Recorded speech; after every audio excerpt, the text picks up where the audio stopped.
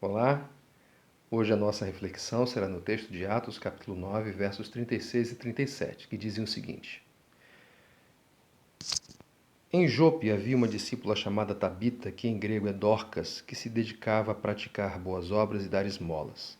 Naqueles dias ela ficou doente e morreu, e seu corpo foi lavado e colocado num quarto do andar superior.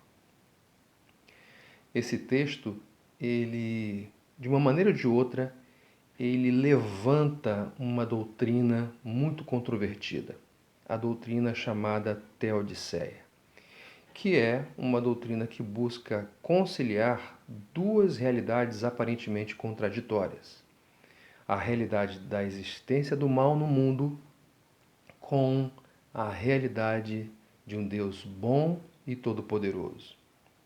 É verdade, nós não temos todas as respostas a respeito da conciliação dessas duas realidades.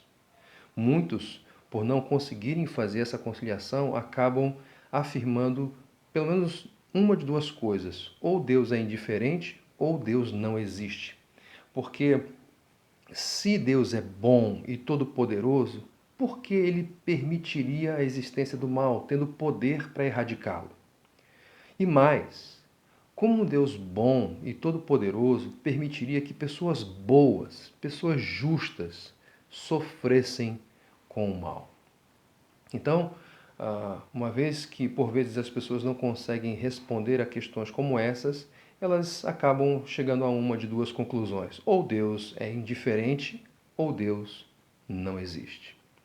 Mas nós sabemos que Deus existe e que, por mais que nós não saibamos conciliar uma coisa com a outra, isso não nega, isso não exclui a realidade da existência de Deus, da sua bondade, do seu eterno poder, enfim, dos seus maravilhosos atributos. O texto que acabei de ler, ele faz referência a uma moça ou a uma senhora chamada Tabita. E o texto é muito interessante porque ele afirma que essa Tabita era uma discípula, e não qualquer discípula, mas uma discípula que estava envolvida, que se dedicava a praticar boas obras e dar esmolas. Então, do ponto de vista social, era uma pessoa de um caráter inquestionável, era uma pessoa boa, era uma pessoa justa. E é justamente esta pessoa que adoece e morre. E aí, diante disso, é natural, ou se não natural, é comum as pessoas perguntarem: mas como? Ela não era discípula de Jesus? Mas como? Ela não era dedicada à obra do Senhor? Mas como? Ela não era dedicada à prática de boas obras? Dedicada a dar esmolas, a fazer o bem para os outros? Como uma pessoa tão altruísta poderia passar por uma experiência como essa?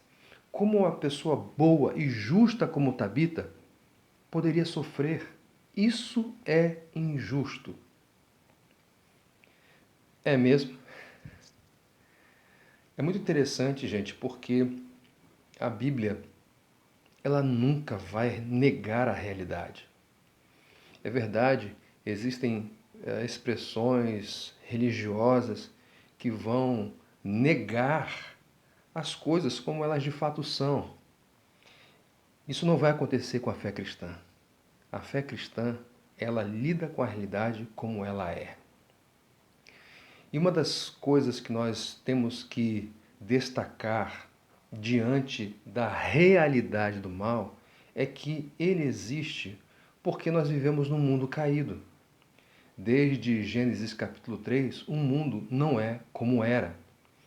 Ele foi lançado em maldição por causa da rebelião do homem contra Deus. E como o homem era, digamos assim, o cabeça federativo de toda a criação, com a sua desobediência, toda a criação sofreu as consequências da sua rebelião.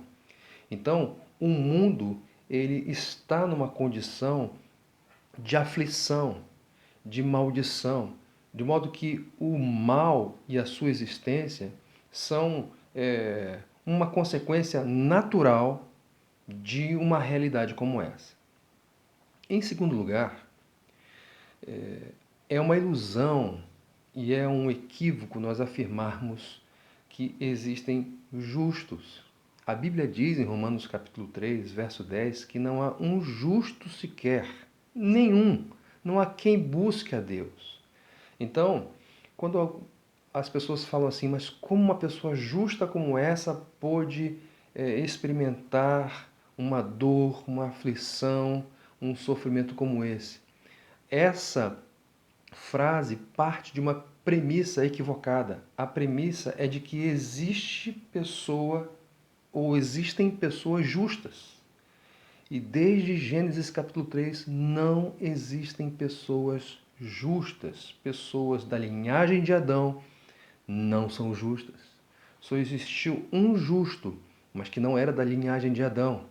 Cristo Jesus, o Filho de Deus, o Redentor, o Messias. Então, se por um lado vivemos num mundo caído, em que os sofrimentos são esperados por causa dessa condição, as pessoas que habitam nesse mundo são pecadoras. E por serem pecadoras, elas estão sujeitas, até por constituição física, ao sofrimento, à degradação, à corrupção. Em terceiro lugar, a realidade do mal não indica que Deus não se compadeça daqueles que estão sofrendo. Nós vamos ver na sequência dessa reflexão que Deus se manifesta em compaixão em relação a essa moça. Mas a manifestação da compaixão de Deus, ela não se manifesta apenas de uma forma. Seja qual forma for, o fato é que Deus, ainda que ele não erradique imediatamente o mal do mundo, a presença do mal não significa que Deus não tenha compaixão daqueles que estão passando por grandes aflições. Em quarto lugar, Deus usa o mal para a sua própria glória. Você deve se lembrar que a salvação chegou a nós por causa de um sofrimento, por causa de uma terrível e tremenda aflição, que foi a aflição, que foram os sofrimentos pelos quais Cristo passou. Então Deus usa o sofrimento para a sua glória. E Deus usa de tal maneira que Ele expôs o seu único e amado Filho a essa experiência para, por meio dela, proporcionar para nós salvação. E, em último lugar, embora o sofrimento seja real e, em algumas situações, até da perspectiva humana, prolongado, isso não significa que o sofrimento não tenha data de validade, pois ele tem. Há um dia marcado na agenda de Deus em que todo sofrimento será erradicado, todo sofrimento será eliminado, extinguido da terra. É verdade, esse sofrimento não será mais uma experiência para aqueles que depositaram a sua fé em Jesus, para aqueles que têm a sua confiança toda voltada para o Filho de Deus. A estes é garantida a completa extinção da dor, do sofrimento, das aflições, das adversidades. E mais do que isso, a eles são garantidas as maravilhas, as delícias da herança de Deus que o Senhor tem preparado para aqueles que creram em Cristo Jesus, nosso Senhor. Então, quando nós olhamos para a experiência de Tabita, nós não precisamos nos escandalizar.